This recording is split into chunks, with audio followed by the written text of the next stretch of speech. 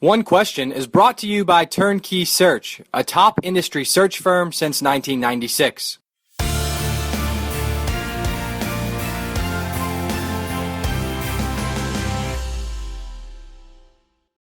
I think one of the things when you talk about it from an academic standpoint is that's always been a strength already. So they're not walking into a situation where we've had a lot of academic problems with our student athletes. In fact, quite the opposite. They tend to outperform the student body, and it's across our sports where they tend to do very well. So there's a very good tradition of true student athletes here where they really are very good academically as well as competitive on the playing field. So I think that makes it nice for someone to walk in where they're not having to deal with that issue as being a kind of ongoing problem.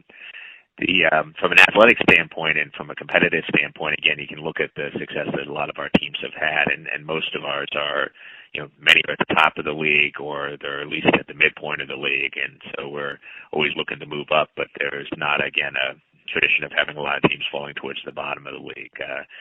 Women's basketball has had a tough year this year, but they've had, I can't remember, 5 or 6 people with season-ending injuries in one year, most of the best players we have.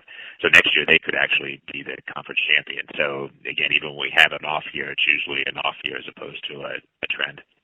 There's a few things we've talked about. One certainly is someone with a strong focus on marketing and fundraising and revenue generation. I think that's critical for us and has to be part of the equation. Someone with a deep commitment to that student experience and student athlete experience, and also a commitment towards Title IX and diversity will have to be a critical part of it. I also need someone who has, I think, a good sense of how to organize an athletic department well and get the most out of the personnel that they have. So across all of the things, I think those are the things that stand out the most. Yeah, and of course the AD reports directly to me, and that's not something that will be changing. I think I'm looking for someone who really can come in and I can give them quite a bit of autonomy. So I'll certainly be interacting with them on a weekly basis and talking about the issues that they're facing. But for the most part, I think they'll get strong support to make whatever changes they think are necessary. And I'm certainly not one to try to manage the athletic department. I've got enough other things to manage without having to deal with that. So I need someone who really can come in and take that leadership role over in the athletic department. And again, while I certainly will support that, I'm not looking to run the athletic department. In general, good spot. There's a few things we need, but it's not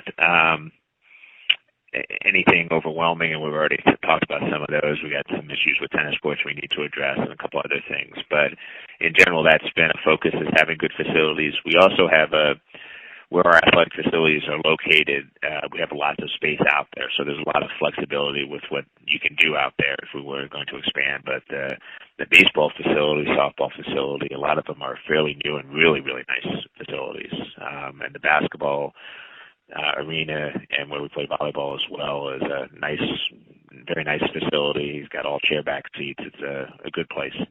And that's today's One Question, brought to you by Turnkey Search, a top industry search firm since 1996. One Question is designed to give D1 Ticker subscribers valuable insights on how executive leaders in college athletics think about key issues on their respective campuses, in their departments, or within their leagues and conferences. One Question is brought to you by Turnkey Search, a top industry search firm since 1996.